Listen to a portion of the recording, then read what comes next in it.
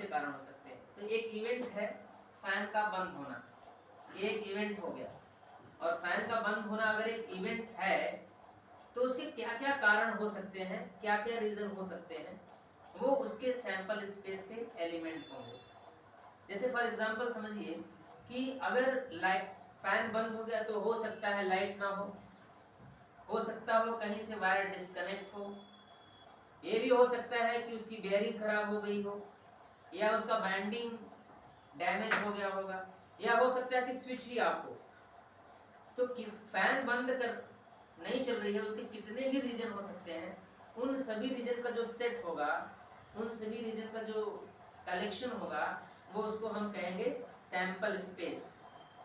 तो किसी भी इवेंट के कितने भी पॉसिबल रिजल्ट हो सकते हैं, ऑल पॉसिबल रिजल्ट का जो कलेक्शन है वो सैंपल स्पेस होता है। ठीक, तो कोई इवेंट हो रहा है, कोई घटना घट रही है, तो उसके ऑल पॉसिबल रिजल्ट का जो कलेक्शन है वो सैंपल स्पेस होता है। और सैंपल स्पेस में कुछ ऐसे होते हैं आउटकम्स, आउटकम्स मतलब सभी रिजल्ट, आउटकम का मतलब जितने भी रिजल्ट हैं उनको आउटकम कहेंगे। सैंपल स्पेस में जितने भी रिजल्ट आए हैं उन सभी रिजल्ट को हम आउटकम कहते हैं। इसका रैंडम एक्सपेरिमेंट आता है, रैंडम कोई है तो रैंडम का मतलब क्या होता है, कोई इवेंट है और उस इवेंट के जितने भी रिजल्ट हैं, जैसे फॉर एग्जांपल कि अगर 1 2 3 का एक सेट है, उसमें 1 आने की जो पॉसिबिलिटी है, तो इक्वल पॉसिबिलिटी अगर हो, अब 1 भी आ सकता है, 2 भी आ सकता है, 3 भी आ सकता है, सबकी इक्वल पॉसिबिलिटी है। तो इक्वल पॉसिबिलिटी है और इन कौन आएगा सर्टेन भी नहीं है, 1 आ रहा है कि 2 आएगा कि 3 आएगा सर्टेन नहीं है। तो सर्टेन भी नहीं है और पॉसिबिलिटी सबकी इक्वल है, तो ऐसे आउटकम्स को हम रैंडम कहते हैं, रैंडम एक्सपेरिमेंट या रैंडम आउटकम्स हो जाते हैं। जिसकी पॉसिबिलिटी इक्वल हो और कोई भी आ जाए, सर्टेन नहीं है कौन आएगा लेकिन पॉसिबिलिटी इक्वल है, तो उसको हम बोलेंगे रैंडम आउटकम। तो प्रोबेबिलिटी में हम देखेंगे सबसे पहले कॉइन्स को। ध्यान से देखिए कि एक कॉइन टॉस होता है तो क्या होगा, तो 1 कॉइन इज टॉस्ड, तो therefore sample space, sample space को शॉर्ट फॉर्म में हम एस से इंडिकेट करते हैं। तो इसके सैंपल स्पेस क्या हो सकते हैं, तो एक सेट है, इसको मिडिल ब्रैकेट में हम ऐसे बनाएंगे। अब 1 कॉइन इज टॉस, टॉस पे या तो हेड आएगा या तो टेल, तो हम इसको हेड लिख लेते हैं। चलो मान लो हेड आया और फिर टेल आया, ओनली 2 पॉसिबल आउटकम्स हो सकते हैं। अगर एक कॉइन टॉस हो, सिंगल कॉइन इज टॉस, तो पॉसिबल रिजल्ट क्या होगा, या तो हेड आएगा या तो टेल, तीसरा नहीं होगा। सोले पिक्चर नहीं है कि इसका सिक्का आके सीधे सीधे खड़ा हो जाएगा, गिरेगा ही कि ये किधर गया कि किधर गया। तो जब अगर इस तरीके से सिर्फ 2 ही पॉसिबल रिजल्ट होते हैं, हेड या टेल, तो हम इसको सिंबॉलिक फॉर्म में शार्ट में लिखते हैं एच और एक कैपिटल एच और कैपिटल टी। अब ये कितने हैं, तो कितने हैं तो इनको नंबर, इनको काउंट करो 1 2, तो इनको नंबर ऑफ सैंपल स्पेस कहते हैं। अगर काउंट कर लिया 1 और 2। अब दूसरी बात करते हैं कि 1 कॉइन इज टॉस है तो नंबर ऑफ सैंपल स्पेस 2 हो गया, number of sample space 1 and 2 count कर लिया। अगर 2 कॉइन टॉस हो जाए, 2 coins are tossed simultaneously,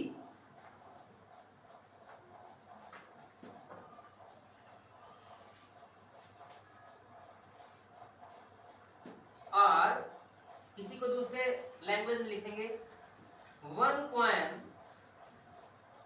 is tossed twice,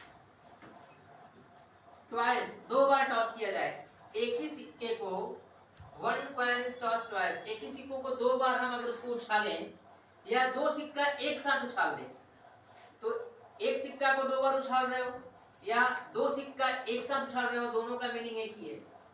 2 सिक्का एक साथ चला तो एक बार उछला, जो आया उसको लिख लिया, दोबारा उछला, जो आया उसको लिख लिया, तो 2 कॉइन्स का हो जाएगा। तो इसी तरीके से यहाँ पे जो सैंपल स्पेस होगा, sample space means collection of all possible result. Sample space का मतलब होगा collection of all possible result. तो बताइए ये जो कॉइन टॉस हो रहे हैं, दो कॉइन, इनका पॉसिबल रिजल्ट क्या होगा? मान लेते हैं पहले कॉइन पे हेड आता है और दूसरे कॉइन पे भी हेड आ जाए, पहले कॉइन पे हेड और दूसरे कॉइन पे टी आ जाए, मतलब पहले पोजीशन पे एच रखिए और एक बार एच और एक बार टी दूसरे पोजीशन पर रखिए। अब पहले पोजीशन पे टी रखिए, टेल, मान लो पहले पे टेल आए, दूसरे पे हेड आए, या पहले पे टेल और दूसरे पे भी टेल आ जाए, तो इसके ऑल पॉसिबल रिजल्ट 4 हो सकते हैं, फिफ्थ नहीं हो सकता। पहले पे एच, दूसरे पे एच, पहले पे एच, दूसरे पे टेल, मतलब पहला कांस्टेंट बना लिया एच को और दूसरे पे वेरिएबल बनाया एच के साथ एच और एच के साथ टी। अब पहले पोजीशन पे एच रखो, एच अरे टी रखो, टी के साथ एच और टी के साथ टी। तो इस तरह से इसके ऑल पॉसिबल जो रिजल्ट है वो 4 हो सकते हैं। काउंट कर लिया तो नंबर ऑफ एस जो होगा 1 2 3 4, तो नंबर ऑफ सैंपल स्पेस 4 हो गया। अगर हम 3 कॉइन्स को एक साथ लें, 3 coins,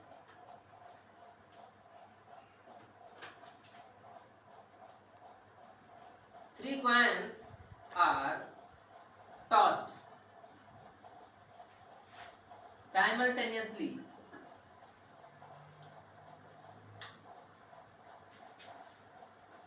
or one coin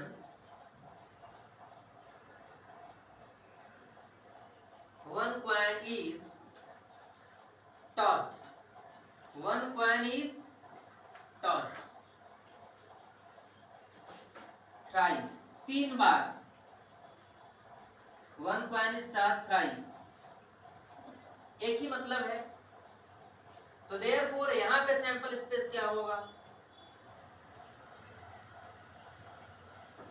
sample space हो जाएगा, अगर आप इसको काउंट करोगे तो इसको लिखने का तरीका समझिए, आप ऐसे नहीं लिख पाओगे। तो लिखने का तरीका यह होता है कि हम क्या करेंगे कि दो जो 2 कॉइन्स है, दो कॉइन, दो सिक्के का एक साथ लिख लेंगे 2 बार। देखो ध्यान से, ये 2 सिक्के का पहले लिखो, एच एच कॉमा लगा, कुछ स्पेस छोड़ो, फिर एच टी, फिर कॉमा लगाओ, फिर टी एच और टी टी। ये 2 कॉइन्स का है, इसको 2 बार लिख लो। ये लिखने का तरीका ये बोर्ड में आता भी है, महाराष्ट्र बोर्ड में क्वेश्चन आएगा 1 मार्क्स में, टीएच और टीटी 2 बार लिख लिया। ऊपर वाले में सबके पहले एच लिख लीजिए और तुरंत 3 सिक्के का हो जाएगा, 3 कॉइन्स का, और नीचे वाले में सबके पहले टी, नहीं तो आपको याद करने में तकलीफ हो जाएगा। समझा कैसे? हमें 3 कॉइन्स का सैंपल स्पेस लिखना है, तो 2 कॉइन्स वाले सैंपल स्पेस को 2 बार लिख लीजिए, एक बार ऊपर एक बार नीचे, और ऊपर वाले में सबके पहले एच लिखिए और नीचे वाले में सबके पहले टी, तो ये 3 कॉइन्स का सैंपल स्पेस हो जाएगा। काउंट कर लोगे तो पहले कॉइन पे एच, दूसरे कॉइन पे भी एच और तीसरे कॉइन पे भी एच, मतलब पहला कॉइन हेड, दूसरा कॉइन हेड, तीसरा कॉइन हेड, पहला कॉइन हेड, दूसरा कॉइन हेड, लेकिन तीसरा टेल। पहले कॉइन पे एच आ रहा है, दूसरे पे टेल और तीसरे पे हेड, पहले पे हेड, दूसरे पे टेल, तीसरे पे टेल, पहले पे टेल, दूसरे पे हेड और तीसरे पे हेड, पहले पे टेल, दूसरे पे हेड, तीसरे पे टेल, पहले पे टेल, दूसरे पे टेल और तीसरे पे हेड, और यहाँ तीनों कॉइन्स पे टेल टेल आ रहा है। तो लिखने का तरीका आप समझिए, फिर से समझा देता हूँ। लिखने का तरीका क्या होता है कि हम पहले 2 कॉइन्स का लिख लेंगे, तो 2 कॉइन्स का H H, H T, T H और टी टी, इसको 2 बार लिख लेंगे ध्यान से, एक बार यहाँ लिखा और एक बार यहाँ, ठीक, एक बार ऊपर और एक बार नीचे। जब हम 2 कॉइन्स का 2 बार लिख लेंगे तो 3 कॉइन्स का बनाने के लिए ऊपर वाले में सबके पहले एच और नीचे वाले में सबके पहले टी, और ये तुरंत हो जाएगा 3 कॉइन्स का। ये लिखने का तरीका है, नहीं तो आप इसको याद नहीं कर पाओगे या याद करने में बहुत तकलीफ होगा। तो इसका लिखने का तरीका यही होता है कि दो सिक्कों का, 2 कॉइन्स का सैंपल स्पेस 2 बार लिख लीजिए, एक बार ऊपर एक बार नीचे, और ऊपर वाले में सबके पहले H और नीचे वाले में सबके पहले T बनाइए। और जैसे ही आप ऐसा करोगे ये 3 कॉइन्स का सैंपल स्पेस बन जाएगा। समझ में आया कि नहीं? 3 कॉइन्स का जब सैंपल स्पेस बनाओगे तो 2 कॉइन्स का सैंपल स्पेस बना के एक बार सबके पहले H और सबके पहले T लिखा तो 3 कॉइन्स का हो जाएगा। तो देयरफॉर यहाँ पे नंबर ऑफ सैंपल स्पेस मतलब काउंट करके लिखना है 1 2 3 4 5 6 7 8। अच्छा, जो 8 है ये आ जाएगा। अब इसको समझो, इसका लिखने का दूसरा तरीका ये भी होता है कि अगर हम सैंपल स्पेस को कहें तो कॉइन में 2 फेसेस होते हैं, एक तरफ हेड होता है दूसरे तरफ टेल। तो हम फेसेस को बेस बना लेते हैं, फेसेस को बेस, और जो कितनी बार हम उसको उछाल रहे हैं, कितनी बार थ्रो कर रहे हैं, तो 2 कॉइन्स आर टॉस साइमल्टेनियसली, 2 बार इसको कितनी बार टॉस कर रहे हैं तो उसको हम पावर बना लेते हैं, मतलब नंबर ऑफ टॉस। अब बताइए कॉइन्स में 2 फेसेस होते हैं, कितने फेसेस होते हैं? 2, और हम उसको टॉस कर रहे हैं 1 बार, तो जो हमें नंबर ऑफ सैंपल स्पेस मिलेगा वो 2 मिलेगा। अगर हम किसी कॉइन को 2 बार टॉस कर रहे हैं या 2 कॉइन्स हैं साथ में, तो 2 कॉइन्स हैं तो उसको पावर 2 हो जाएगा, तो नंबर ऑफ सैंपल स्पेस 4 हो जाएगा। और अगर हम कॉइन को 3 बार टॉस करें, 3 कॉइन्स को एक साथ करें, तो नंबर ऑफ कॉइन्स बढ़ा दे, 3 कर दें, तो यहाँ इसके पावर 3 हो जाएगा। नंबर ऑफ टॉस या नंबर ऑफ कॉइन्स, आप यहाँ पे नंबर ऑफ कॉइन्स भी लिख सकते हैं, टॉस की जगह पे कॉइन्स। तो नंबर ऑफ कॉइन्स कितने हैं? अगर फेसेस तो नहीं होते कॉइन, अगर एक कॉइन है तो 2 नंबर ऑफ सैंपल स्पेस होगा, 2 कॉइन्स हो गए या एक कॉइन 2 बार हो गया तो 4 हो जाएगा, 3 कॉइन्स टॉस कर रहा तो 8 हो जाएगा। और नंबर ऑफ सैंपल स्पेस अगर 4 कॉइन टॉस हो रहा है एक साथ तो पावर 4 मतलब हो जाएगा 16। तो कोई भी सैंपल स्पेस निकालना है, नंबर ऑफ फेसेस अगर वहां पे हैं तो इस तरह से हो जाता है ये चीज। तो ये चीजें आपको बता रहे हैं हम, इसको समझ गए होंगे आप, श्योरली है। फेसेस के पावर पे अगर हम नंबर ऑफ कॉइन्स या नंबर ऑफ कितनी बार हम उसको टॉस कर रहे हैं वो लिख लें तो हमको उसका डायरेक्ट नंबर ऑफ एस मतलब सैंपल स्पेस निकल जाएंगे। तो यहाँ पे नंबर ऑफ सैंपल स्पेस 8 हो गया। ये जो है ये कॉइन्स का हो गया। अब कॉइन को तो आपको पढ़ना ही है, कॉइन के बाद जो दूसरा चीज पढ़ना है वो डाई पढ़ना है, जिसको पासा कहते हैं, डाई या डायस, पासा। तो पासा जानते ही हो, महाभारत के युद्ध में के पहले जो शकुनी मामा थे वो पासा फेंकते थे, उनके पास 5-5 पासे हुए करते थे एक साथ, ठीक। अब मामा क्या करते थे, शकुनी मामा उस पासा को ऐसे रहते थे और बगल में दुर्योधन रहता था।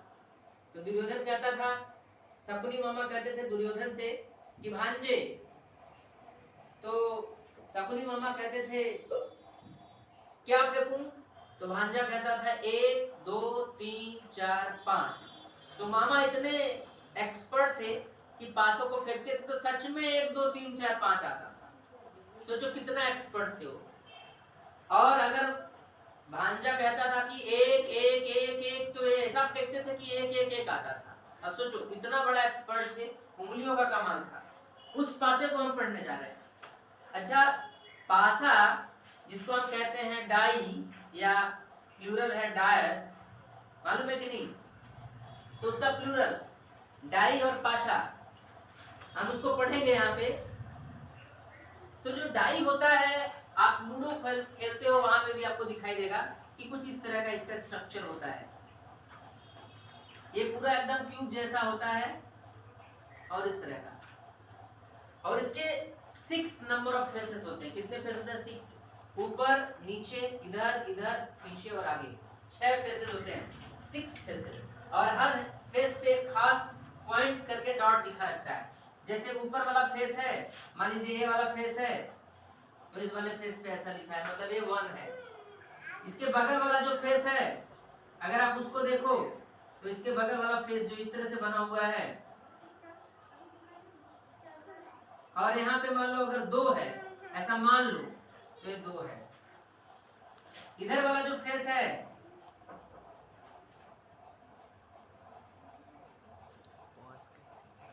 यहाँ वाला फेस देखोगे तो मान लो यहाँ पे 3 है। इस तरह से आपने पासे में देखा होगा। और जो नीचे वाला फेस है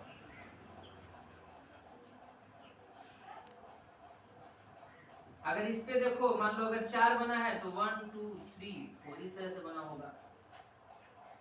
इसके जो पीछे वाला बैक साइड वाला फेस है जो आप ऐसे देख रहे हो, यहाँ पे मान लो अगर 5 बना है तो आपने देखा होगा कि ऐसे बना रहता है।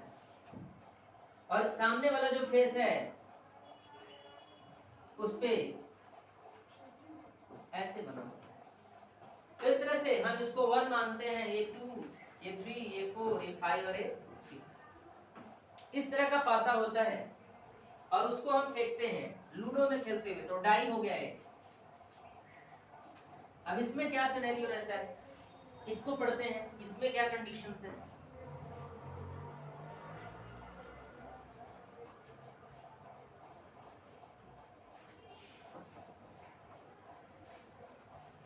तो 1 die is thrown.